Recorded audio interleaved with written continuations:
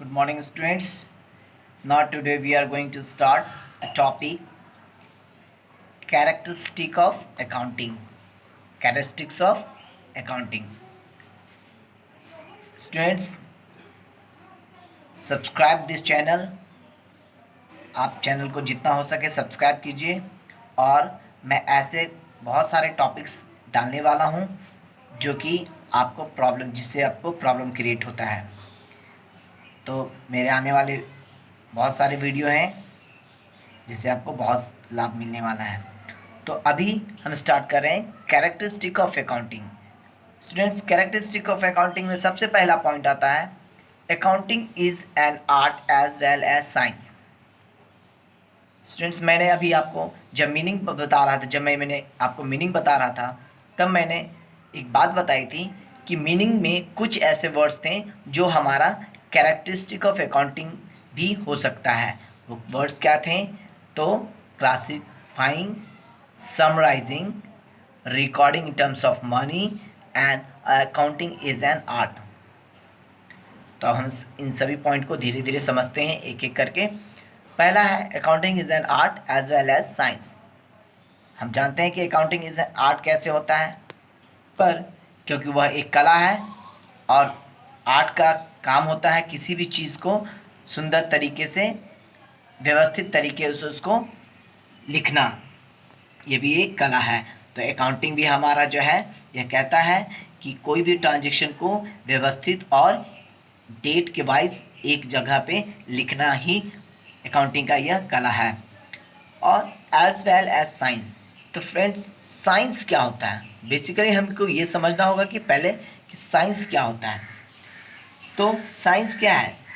अगर यह कहें कि an organised body of knowledge which is based on certain specified principles is called science. Science क्या है? तो वो किसी एक स्पेसिफाइड प्रिंसिपल पे बेस्ड होता है, जिसे हम साइंस कह सकते हैं।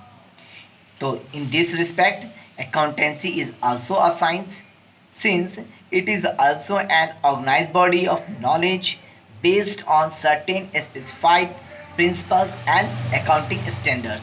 हमारा अकाउंटिंग भी जो है, अकाउंटिंग जो है वह अपने प्रिंसिपल और स्टैंडर्ड पे बेस्ड होता है। इसलिए हम कह सकते हैं कि हमारा अकाउंटिंग जो है वो साइंस भी होता है। इसे हम साइंस भी कह सकते हैं। Recording of financial transaction only. Friends, ये दोनों कहीं ना कहीं सिमिलर होता है। Recording of financial transactions only and recording in terms of money. कैसे जानते हैं?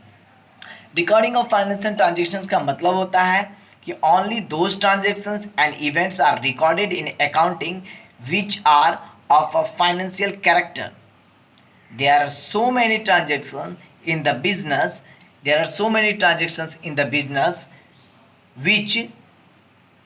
which cannot be measured and expressed in terms of money, जिसे हम मनी और फाइनेंशियल चीज़ों में उसे हम एक्सप्रेस नहीं कर सकते। उसे हम मनी में, बेसिकली ये कह सकते हैं कि हम उसे मनी में एक्सप्रेस नहीं कर सकते हैं।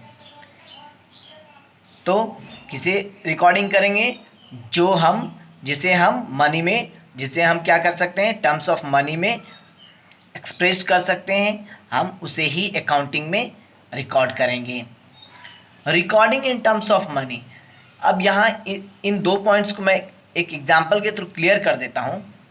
मान लो कि किसी भी एक ट्रांजैक्शन में किसी मैनेजर ने, जो बहुत ही काबिल मैनेजर था, जो कि बहुत ही अच्छा मैनेजर था, उसने रिज़ाइन दे दिया।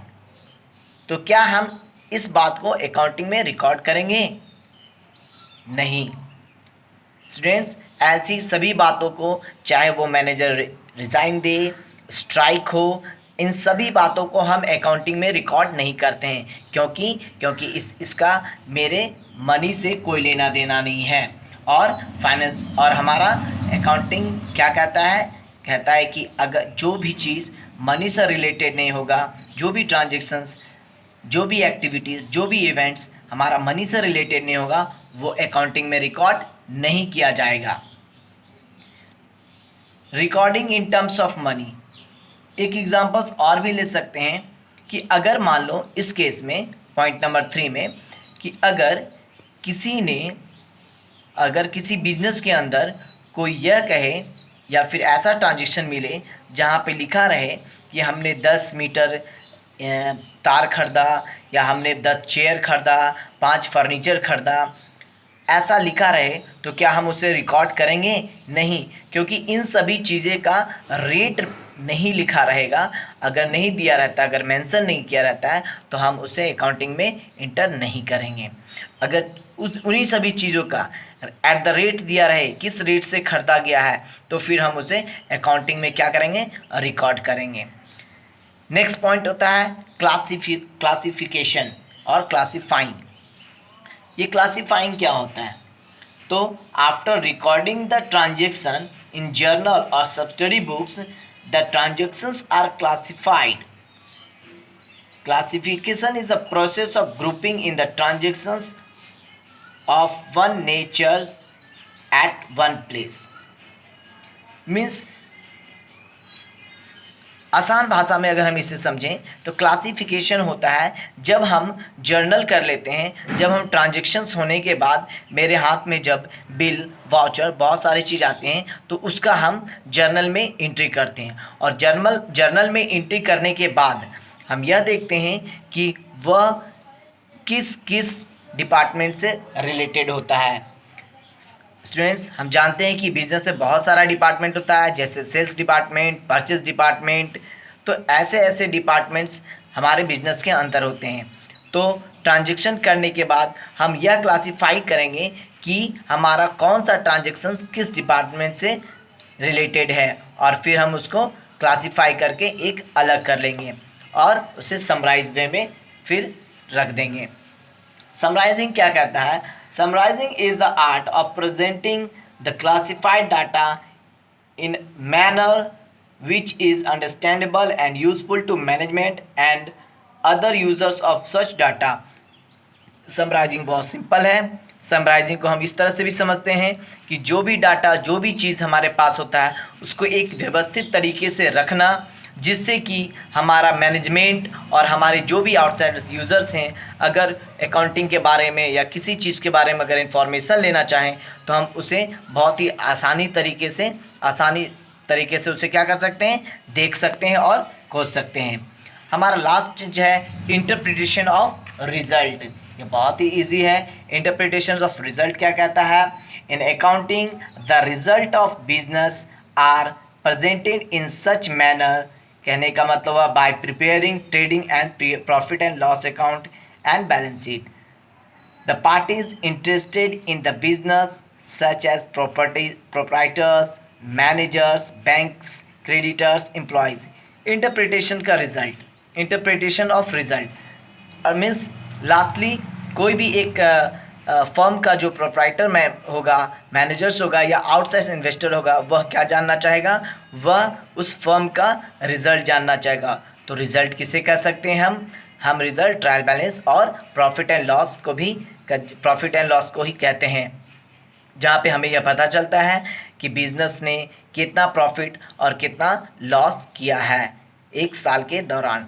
तो इंटरप्रिटेशन ऑफ रिजल्ट क्या हो गया कि हम उसे, इससे हमको यह समझ में आता है, इस इंटरप्रिटेशन ऑफ रिजल्ट हम यह समझ सकते हैं कि सारे एक्टिविटीज़ होने के बाद हमारा प्रॉफिट कितना हुआ है, बिजनेस में क्या लॉस हुआ है। ठीक है, तो इन सभी चीज़ों को हम कैरेक्टरिस्टिक्स ऑफ अकाउंटिंग कह सकते हैं। एक चीज़ और मैं क्लियर कर दूं डियर, हमने अभी जो पढ़ा रिकॉर्डिंग, क्लासिफाइंग एंड समराइजिंग, इन सभी चीज़ों को मिला के हम कह सकते हैं यह क्या है? Accounting cycle. Recording, classifying and summarising are also termed as process of accounting cycle. तो अकाउंटिंग साइकिल क्या होता है? हम एक फिगर के द्वारा इसे समझ सकते हैं। अकाउंटिंग साइकिल में सबसे पहले हम ट्रांजेक्शन्स करते हैं, उसके बाद उसी ट्रांजेक्शन्स को हम जर्नल में एंट्री करते हैं, एंड देन जर्नल के थ्रू हम लेजर बनाते हैं, लेजर के बाद trial balance, and then trading profit loss account and balance sheet. जो मैंने अभी इंटरप्रिटेशन ऑफ रिजल्ट बताया वो यहाँ हमें आके मिल जाता है।